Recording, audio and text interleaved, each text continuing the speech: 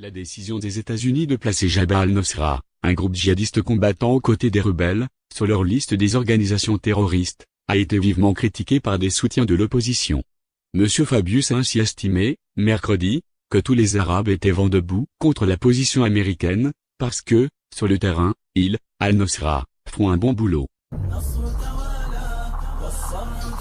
Al-Nusra n'est pas un mouvement comme les autres. Il est affilié à Al-Qaïda.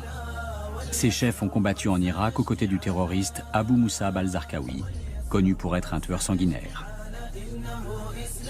Al-Nusra est donc un front extrêmement brutal qui considère tout individu non sunnite comme un ennemi. 5000 terroristes fanatiques obéissant à une discipline de fer luttent contre les troupes de Bachar el-Assad. Je suis conscient de la force de ce que je suis en train de dire. Monsieur Bachar el-Assad ne mériterait pas d'être sur la terre. C'est dans ce contexte que le gouvernement français prendra la décision de briser l'embargo européen. Dans le secret le plus total, Paris livre des armes aux rebelles. François Hollande le reconnaîtra beaucoup plus tard dans une confidence à l'auteur de ce livre. Nous avons commencé quand nous avons eu la certitude qu'elles iraient dans des mains sûres. Pour les armes létales, ce sont nos services qui ont procédé aux livraisons. Il n'y aura de sortie possible de cette situation qu'avec le départ de Bachar el-Assad. C'est une décision qui pourrait faire jurisprudence. Le Conseil d'État ordonne l'indemnisation des parents d'une mineure partie en Syrie.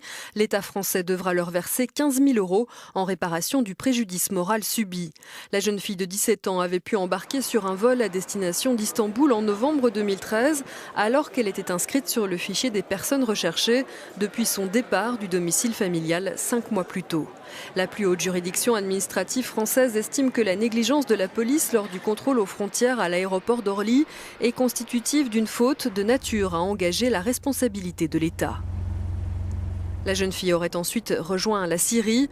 D'après les services de renseignement français, 450 enfants partis de France se trouvent actuellement en Irak et en Syrie. Au moins une vingtaine d'entre eux a été identifiée comme combattants de groupes djihadistes.